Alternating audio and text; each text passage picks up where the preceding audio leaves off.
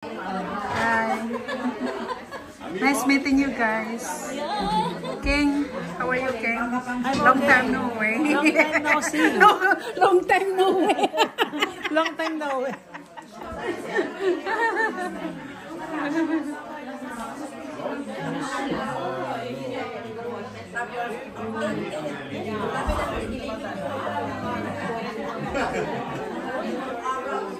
Long time no see.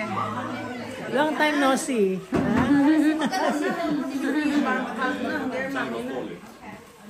Bikan na. Unsil. Ya, son. Anan, kom na. Bispisi, bon. Tukan yun. Bila. Lagi na alis amin. Bila. Bella. They're outside, no? That means they're back. Ja.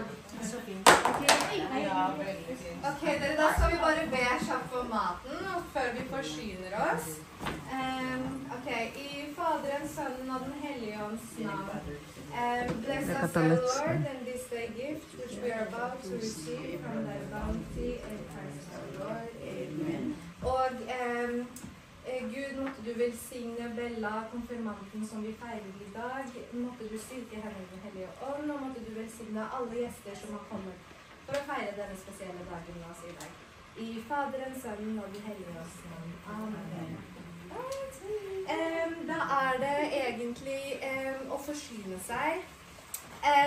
Skal vi se, bare ta plass der enn det går an å sitte. Her finner dere bestikk og sånt, litt drikke. Og så er det tallerkener. Bare ta de første tallerkenene dere finner fram til egen. Yes.